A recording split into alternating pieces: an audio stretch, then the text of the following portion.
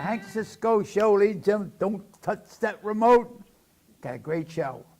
If you're not feeling good, you know, you're down in the dump, and then, you know, and you say, well, why? What am I doing this? Well, okay, we have someone, my guest, will help you in some way. You know, there's no cure, complete cure for this. You know, you have to cure it yourself, maybe, I don't know, but that's my opinion. But now, I'm going to get a professional opinion. And my guest, a good friend of mine, he's an ex-boxer, and so I want to meet him. He's a doctor. He's a doctor, okay? I'm not going to talk about all his degrees he has. There's one guy they introduced him. It took so long to tell the degrees he had, they call him Kid Thermometer. So now, I have Dr.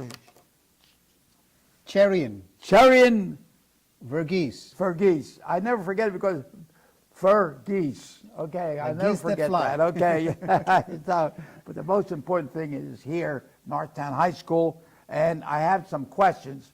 I said, give me some leading questions. We're talking about depression. We're talking about down in the dumps. Okay?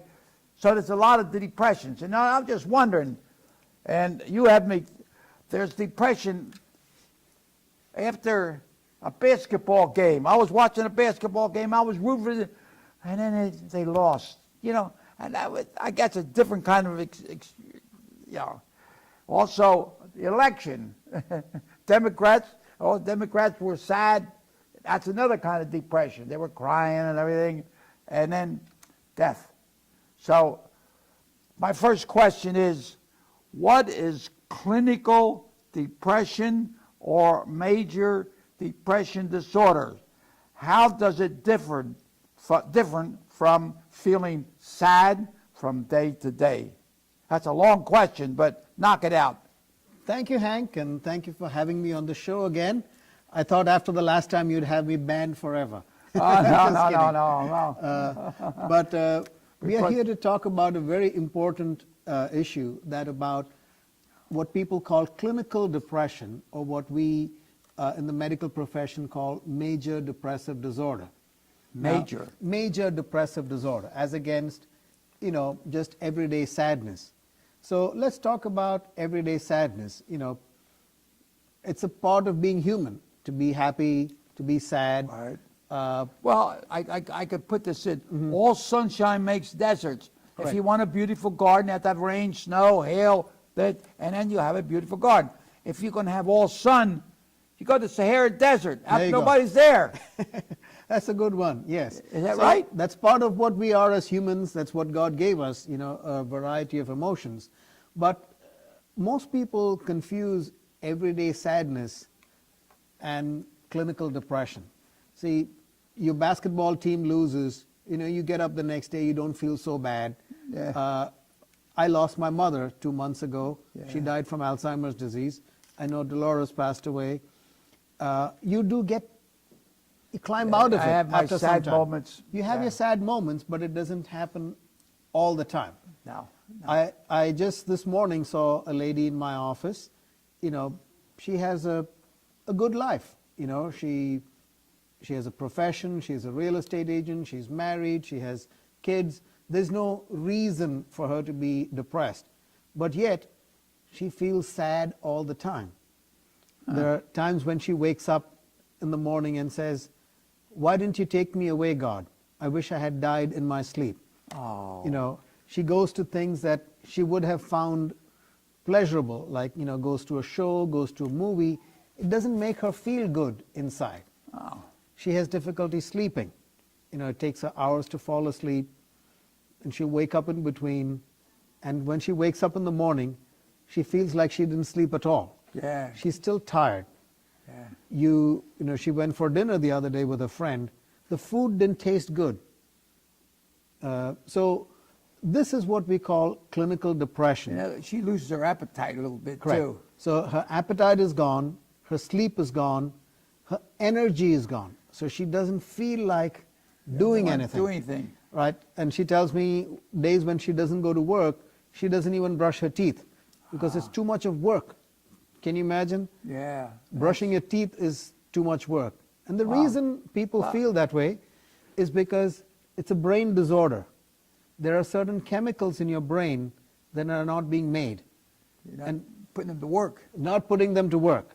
And that is what is called clinical depression or major depressive disorder.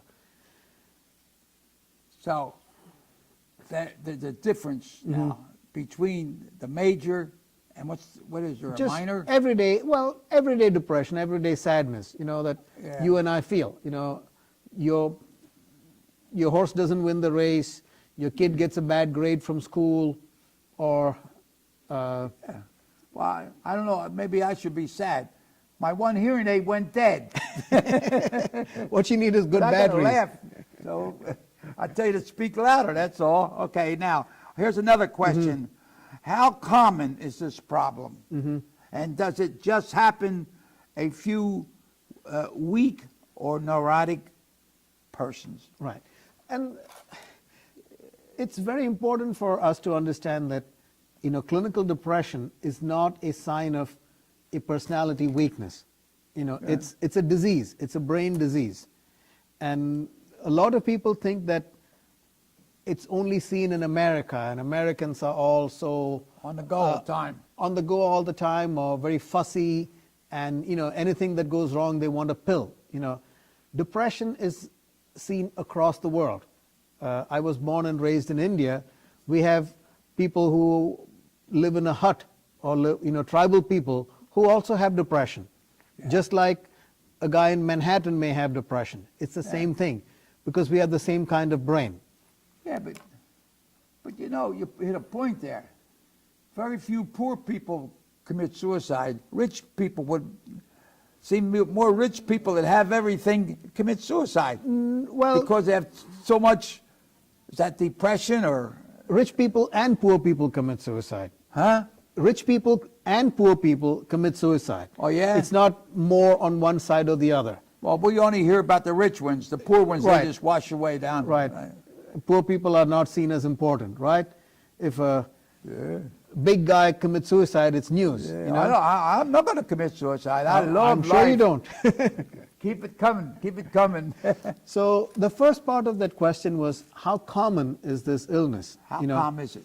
It is very, very common.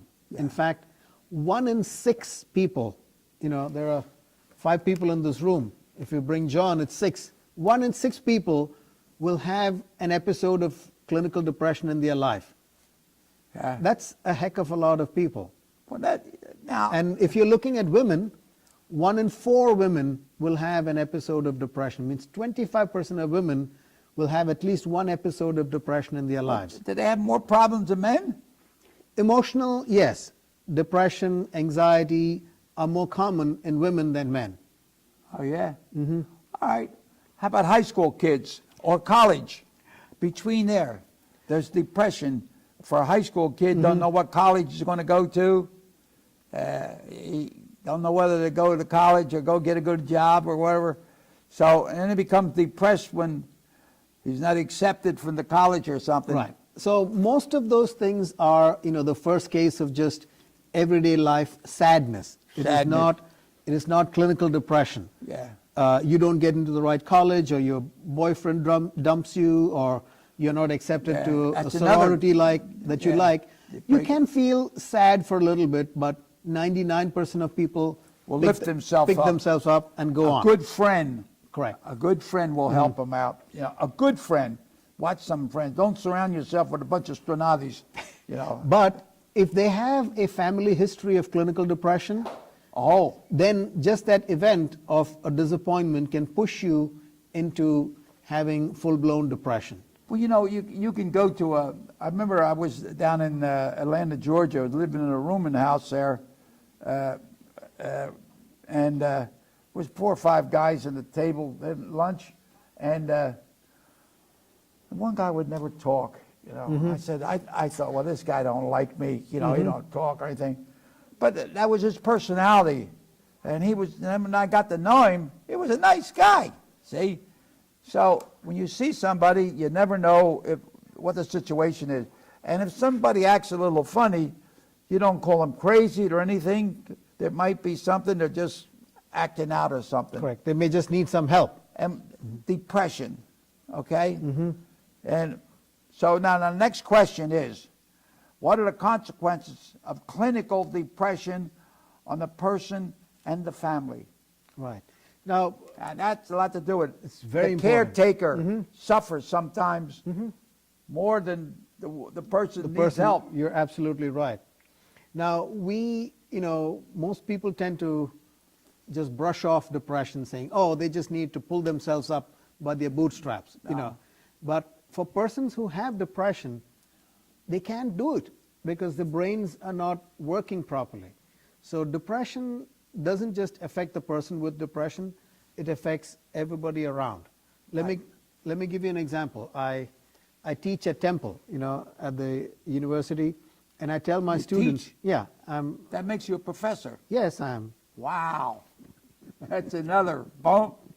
So I tell my residents, often you have children with behavioral problems, and if you look at kids with behavioral problems, the majority of them have mothers with depression. Oh. Because when the mother is depressed, she doesn't have the energy to Encourage. to discipline the kid, to teach it, to tell it, get off the computer, go and do your homework, come back off the streets, or because to enforce discipline in a house, you need energy. Yeah. You need the will to do it. A lot of depressed women will, maybe go to work and come back. And by the time they're done work, they just And then collapse. and they take the job home to them. They're mad at the boss Correct. or Or they're co-worker.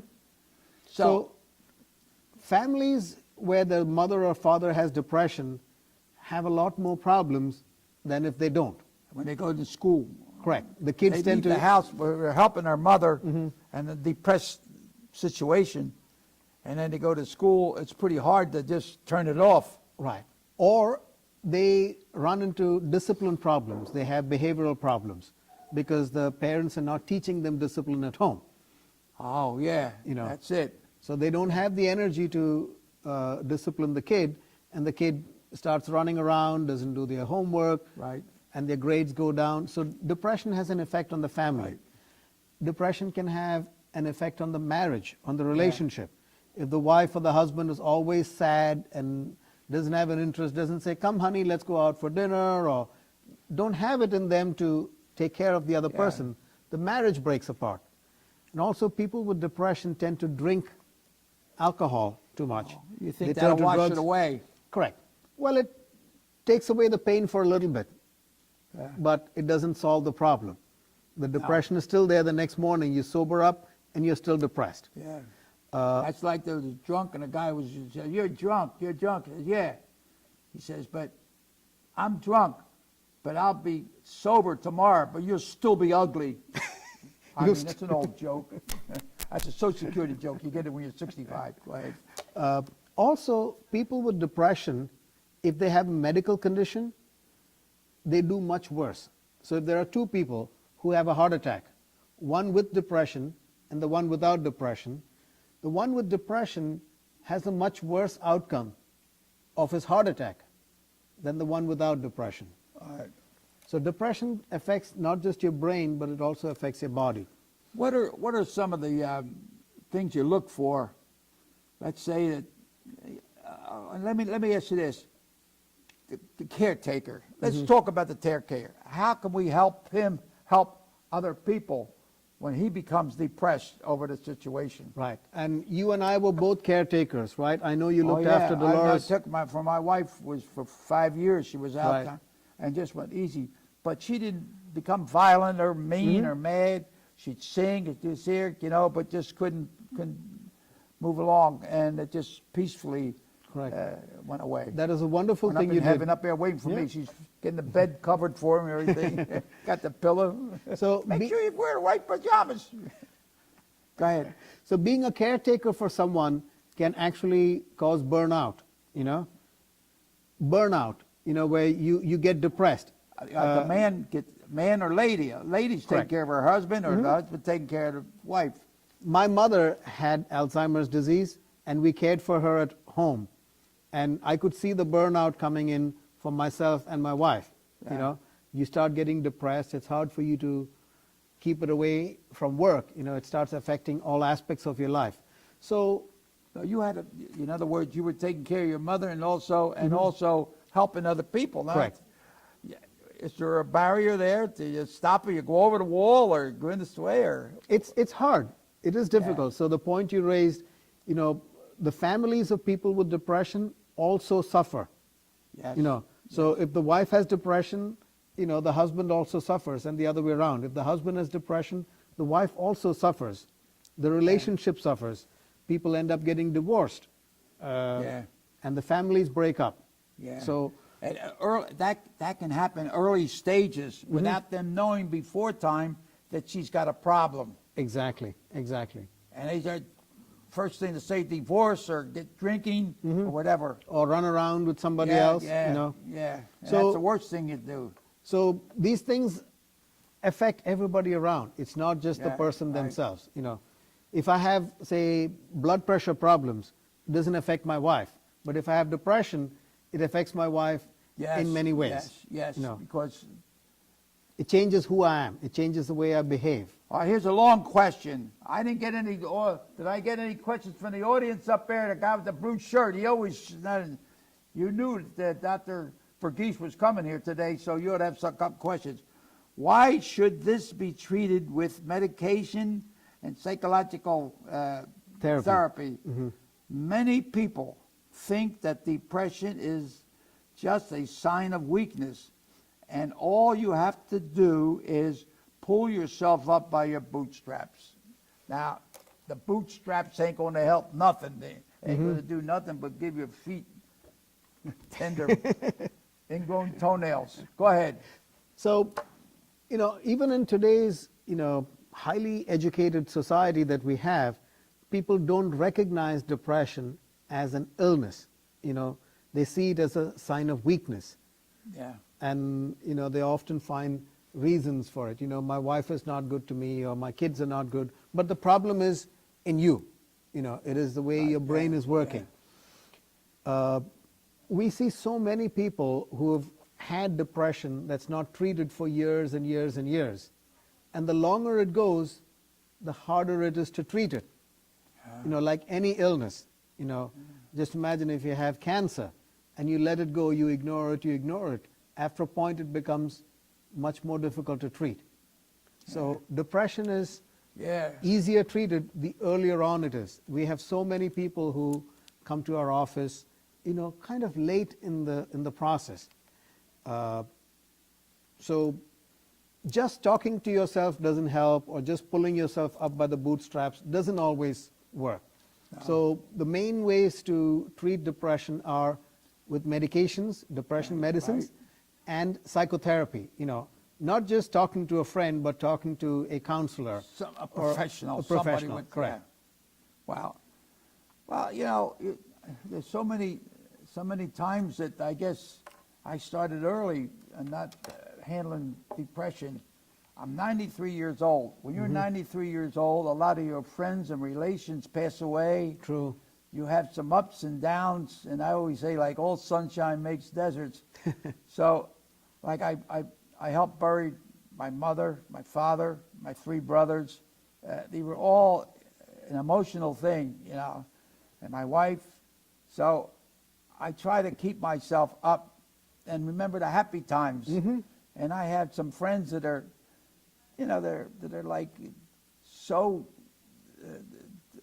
tied up in trying to help the person, whether it's a sister or brother, wife.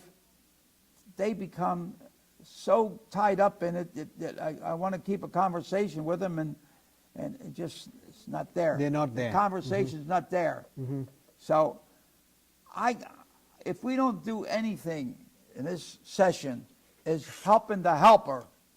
True. The help, and if the helper is doing the right thing, getting the right treatment, whatever it is, getting the proper help, then we're doing something. We're doing something. So the reason I'm here is to increase awareness, and I thank you and the Hank Cisco Show for helping us to get that message out You're to welcome people. back here anytime because everybody, half of the people walking around are half stonado, you know, they're hitting on a couple cylinders, you know. So we got to kick it up a notch. Yeah, fire all the cylinders. Right, Well, right. that's a very good analogy. When you're depressed, all your cylinders are not working. Yeah, you know? yeah, that's all, you know. So you I just always- need a tune-up. When I'm not feeling good, I say I'm not hitting on all cylinders. That means I'm not moving as fast, okay? So you know, and sometimes medicine can mess you up too. True. Is there an You're- area there where the doctor diagnoses something else? It was over here? Well, that is very possible. I mean, the The brain medical is doctor and the psychologist, sometimes do they lock horns? very much so. You know, most of the depression is treated by family doctors. Yes. And, you know, family doctors are very busy. They can barely see you for 15 minutes. Yeah. And they're not experts. you Yeah. know. So it's good if they can refer them up to a specialist like myself Yeah. or any of my fellow psychiatrists, because we have the time and the experience to do that. The problem is that the medicines we have today don't always work for everybody. Oh, okay, that's the point. And that's the point. And let me use the analogy of cancer. You know, in the old days, we just had one or two types of medicines, and we tried to hit everything with that. Now we know that each cancer has its own specific treatment. Just like that, you know, in depression, everybody doesn't get better with the same kind of medicine. We need to specialize it, individualize it for each person's depression. That is why we are doing clinical trials to find new medicines. And the folks who are watching the show can see our phone number at the bottom of the screen. And if they have depression that is not getting better, they can give us a call. Because we are working on the cutting edge medicines. Yeah. That's not available in your pharmacy. It's not available for your doctor to prescribe. This is something, it's testing. Correct. These are medicines that are in testing, but they are many generations ahead of what we have today. You know, we are right now working with a medicine that is given in a vein, intravenously, once a week. And some of the people we have in that study are doing marvelously. They tell me that they get better almost the next day. You're taking care of whether it's your wife, your sister, daughter, and you're seeing she's not getting any better with what this doctor is doing. Is it good to touch base with another doctor, or jump from a doctor to a psychiatrist to a doctor? What's the time? What's the time to put your When to mitts do up and that, start yeah. swinging rather than just standing there like that? You know, that's what you want to help. It's a great question. You know, I'm not telling people to leave their current doctor and go doctor shopping, but there's a point at which you have to say, hey, I need to do something to help me. Yeah. I would say if you've tried a medicine for about 4 to 6 months and it hasn't helped you, you really need to look for another kind of medicine. Yeah. It may be, you know, get a referral to a specialist, or give us a call, see if we can help you at our research center. But to live with depression that is not getting better is not a good idea. No, No. it's not. Well, you know, I'm going to give you a perfect example of depression. I guess I don't know what you want to call it. I was diagnosed with colon cancer, and so the doctor says you get radiation or you get chemo, whatever it was. I said I'll take chemo. Okay, so what happened? I go to Montgomery Hospital, and I would be in a room, a small room, and they'd have this tube, and there was a lady right across from me, just as close to you, and she was getting it too. And I was sitting there like for 45 minutes. I'm saying, well, this thing going drip, drip, drip. And I'm looking at this lady. This lady's chewing ice. She was pale. I mean, and I'm looking at her for 45 minutes, you know. She didn't talk. She just looked at me. I mean, I was looking at death, you know. And every time I had to do it every day. Finally, I said, I said to the doctor, I said, look, I said, I don't know. I leave there, I feel so bad. Down, yeah. I changed my day. So I changed my day. And after I got finished thing, I was all right when I didn't. So finally, one of the nurses messed up and put me back on with her. And here I go, oh, I'm watching. So she's sitting like this. And all of a sudden, she lifts her head up like this. She says, you're Sergeant Cisco, aren't you? And I says, yeah. You know, it's so great to hear her talk. So I says, well, my father was a policeman. His police so-and-so. I says, oh, I know. Oh, my God. It's just like the feathers were falling out or so. You know, I was feel like I was lifting up. I was down like this. I was up like talking to her. So I left there. I had no more of that problem. After I got finished there and we're walking, talking, everything, I'd stop over my friend Gene Sinorama, and I would talk with him, you know, at the Sinorama. And I was talking to everybody. I wanted to talk. Before I did, I left there. I didn't want to go nowhere. Tired. So there is something, cure yourself. Well, you clearly don't have clinical depression. Huh? You clearly did not have clinical depression. What I have? You had just a situational thing of seeing that person looking so sick, and you know you yourself had your own cancer. You know, you're a tough guy. You know, yeah, not tough. I'm not tough. I cry a lot. You know, you can imagine that. I fought amateur, professional. I drove motorcycle, policeman, did a lot of different things, but the sadness comes. Sure. You know. Sure. So, I mean, if I watch something that somebody's an accident and the lady's crying on TV, tear You cry jumps too. out. Hey, tough guys cry too. That's okay. I'd say that's me. Maybe someday tear will jump out for her or him or her or whatever. But basically, you know, that going back to that situation you were talking about, that human connection between you and that lady really helped you and her. Yes. And her. And I think it did. Yeah, Uh-huh. yeah. Because I was so happy because I was 45 minutes of just like this. And so. Maybe what All you right. should have done was started I talking didn't get to her. no questions for the balcony. Where's they up there? Let me see. What was that last one? So how effective are the... All right. So how effective are the medications we have out there now, okay, today? Do they really work? Well, they Some do. people, I guess, right? They do work for some people. So the story is that about 1/3 of people get fully well. So if your depression is there, about 1/3 of people it goes all the way down. But the flip side is for 2/3 of people, it only comes a little down, and they're not fully well. Okay. So they live in this, what I call like a purgatory. You're not in heaven nor in hell. Yeah. You're somewhere halfway in One or between. the other. Right. So if they stop the medicine, they'd go back to feeling as bad as they were. But taking the medicine doesn't make them feel whole again. And that's because, you know, the brain chemistry is so complicated, we have not found those medicines that'll bring them all the way down.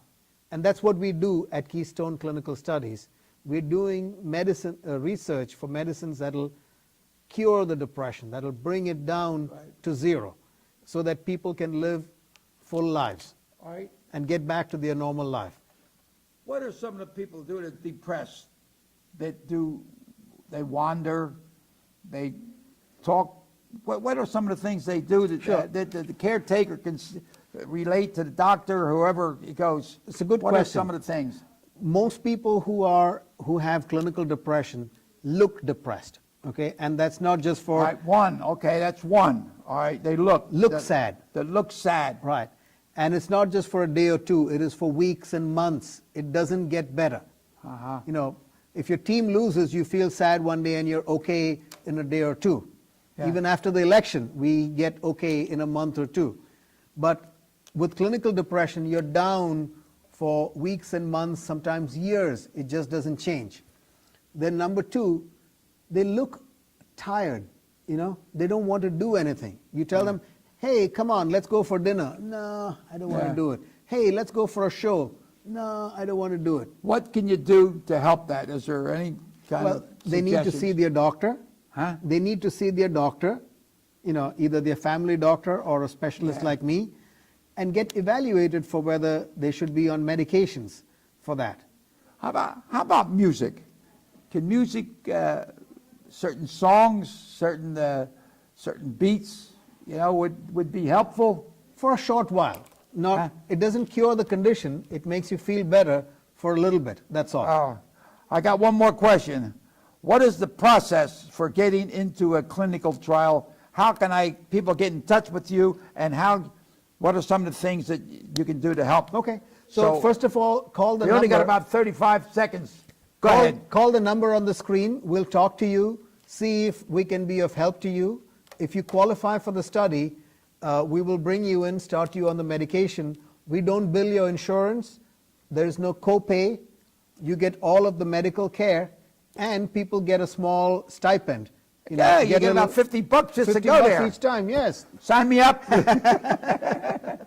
All right, but I really want to thank you for, down here. But all I could maybe use a little term. Don't worry about the mule going blind. Get in the wagon and hold the line, okay? So, ladies and gentlemen, thank you so much for allowing us to come into your home. And I hope that some of the things we talked about can be helpful.